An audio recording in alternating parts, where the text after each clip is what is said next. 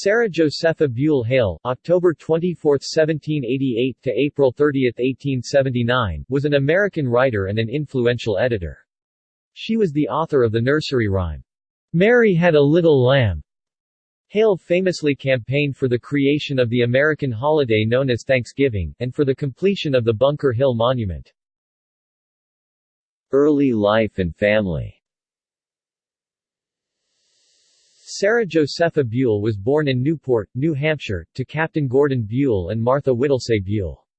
Her parents believed in equal education for both genders. Home-schooled by her mother and elder brother Horatio, who had attended Dartmouth, Hale was otherwise an autodidact. As Sarah Buell grew up and became a local schoolteacher, in 1811 her father opened a tavern called the Rising Sun in Newport.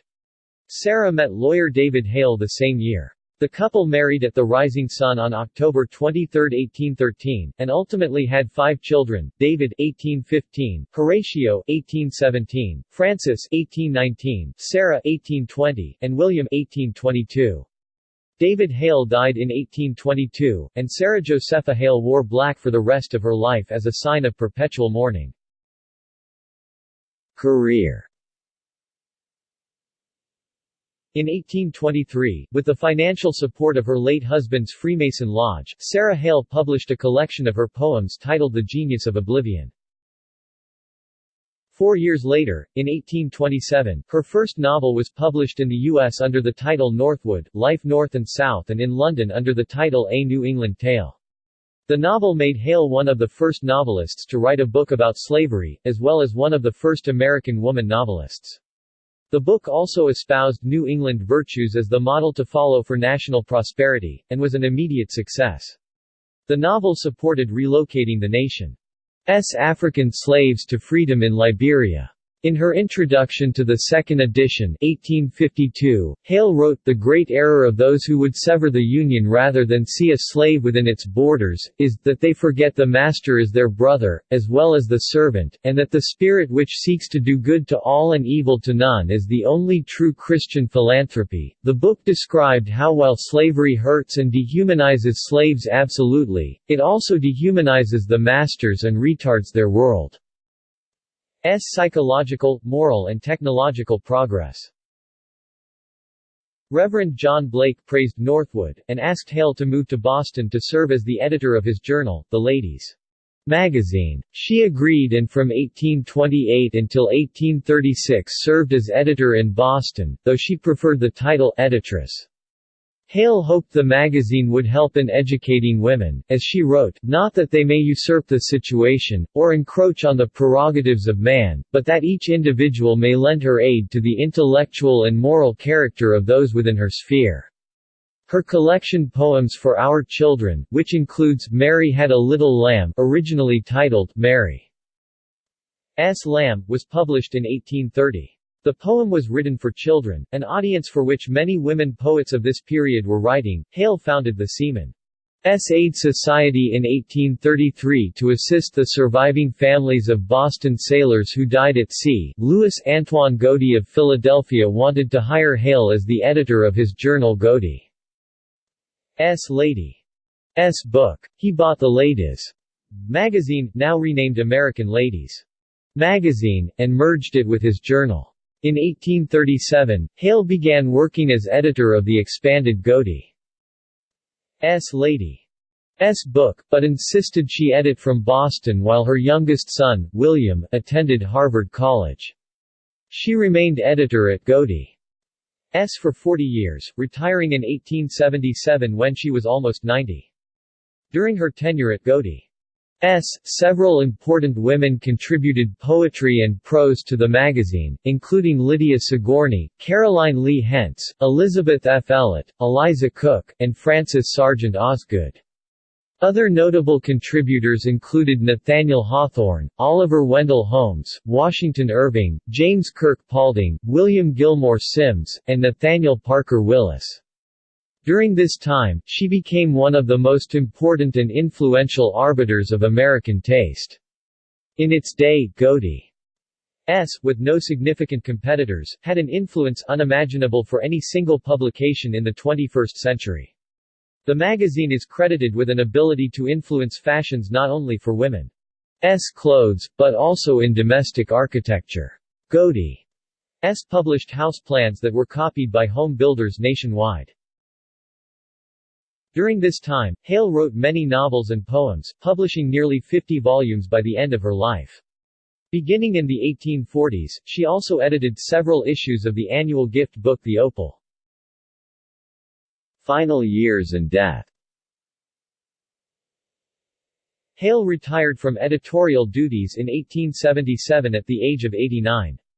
The same year, Thomas Edison spoke the opening lines of "Mary's Lamb" as the first speech ever recorded on his newly invented phonograph. Hale died at her home, 1413 Locust Street in Philadelphia, on April 30, 1879. A blue historical marker exists at 922 Spruce Street. She is buried in a simple grave in the Laurel Hill Cemetery in Philadelphia, Pennsylvania. Beliefs. Hale, as a successful and popular editor, was respected as an arbiter of taste for middle-class women in matters of fashion, cooking, literature, and morality. In her work, however, she reinforced stereotypical gender roles, specifically domestic roles for women, while casually trying to expand them. For example, Hale believed that women shaped the morals of society, and pushed for women to write morally uplifting novels. She wrote that, "While the ocean of political life is heaving and raging with the storm of partisan passions among the men of America, women as the true conservators of peace and goodwill, should be careful to cultivate every gentle feeling."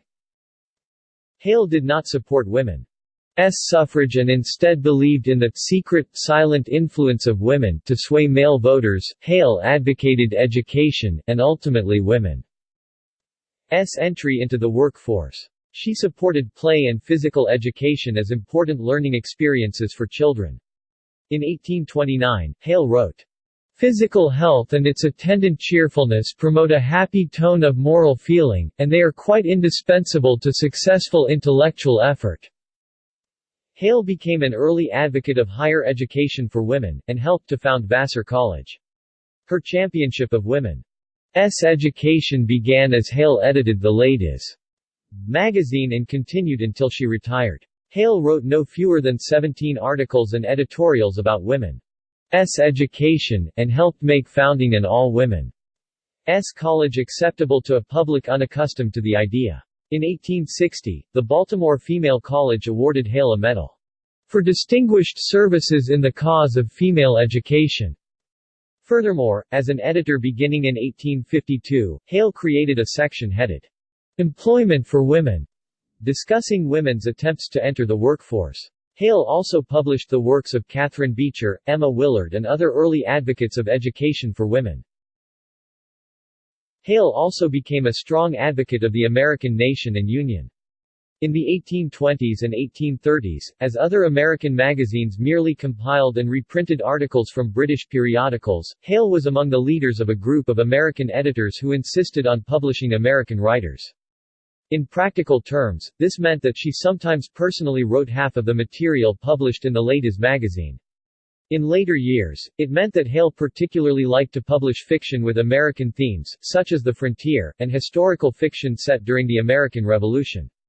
Hale adamantly opposed slavery and was strongly devoted to the Union. She used her pages to campaign for a unified American culture and nation, frequently running stories in which Southerners and Northerners fought together against the British, or in which a Southerner and a Northerner fell in love and married.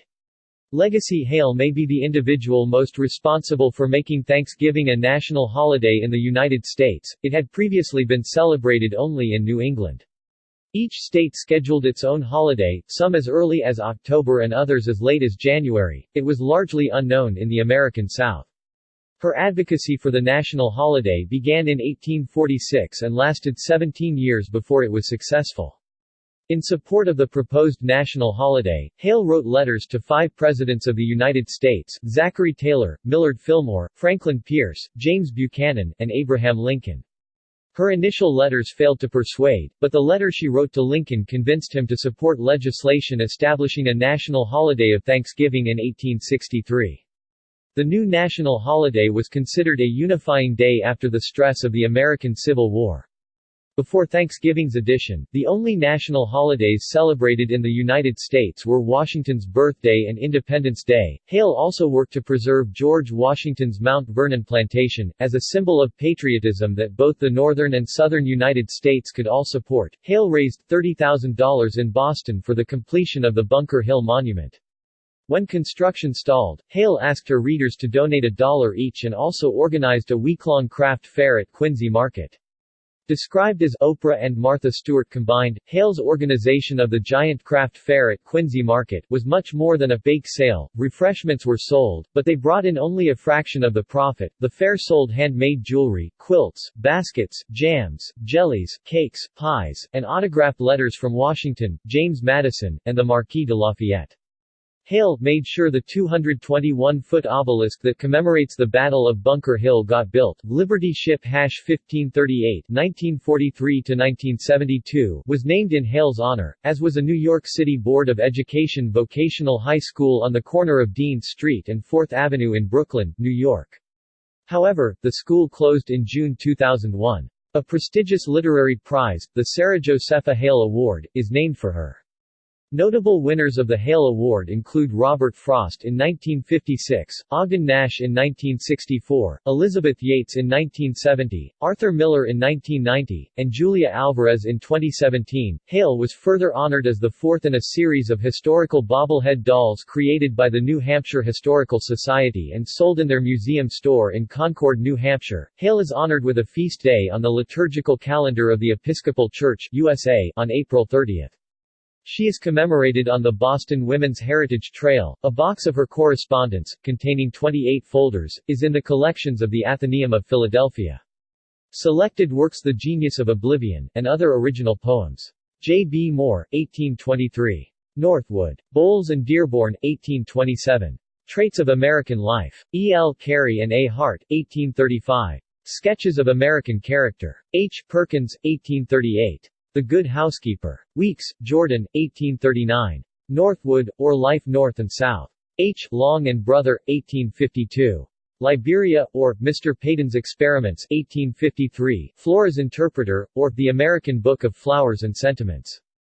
B. Mussey, 1853. The New Household Receipt Book. T. Nelson and Son, 1854. Woman's Record, or Sketches of All Distinguished Women, from Creation to AD 1854.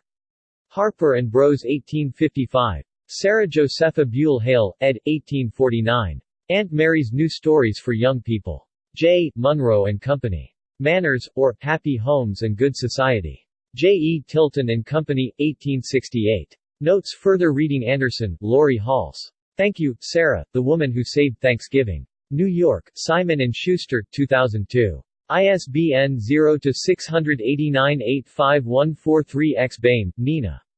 Onward Christian Women, Sarah J. Hale's History of the World, The New England Quarterly. Volume 63, No. 2, p. 249. June 1990. Dubois, Muriel L. To My Countrywomen, The Life of Sarah Josepha Hale. Bedford, New Hampshire, Apprentice Shop Books, 2006. ISBN 978-0-9723410-1. Finley, Ruth Elbright. The Lady of Godey's. Philadelphia, J.B. Lippincott Company, 1931. Fryatt, Norma R. Sarah Josepha Hale, The Life and Times of a 19th-Century Woman. New York, Hawthorne Books, 1975. ISBN 0-8015-6568-5. Mott, Frank Luther. A History of American Magazines. Cambridge, Harvard University Press, 1968. Ocker, Patricia. Our Sister Editors, Sarah J. Hale and the Tradition of 19th-Century American Women Editors. Athens, Georgia, University of Georgia Press, 1995. Rogers, Sherbrooke. Sarah Josepha Hale, A New England Pioneer, 1788–1879. Grantham, New Hampshire, Thompson and Rutter, 1985. ISBN 0-936988-10-X. Tonkovich, Nicole.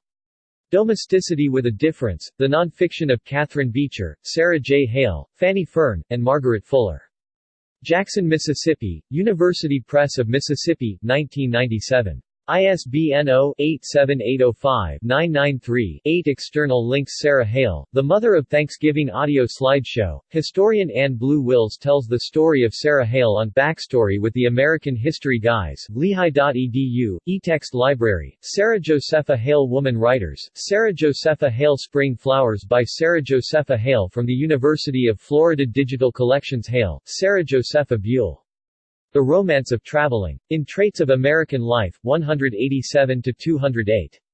New York, E.L. Carey and A. Hart, 1835. Norwood, Arlesia. Sarah Hale. National Women's History Museum, 2017.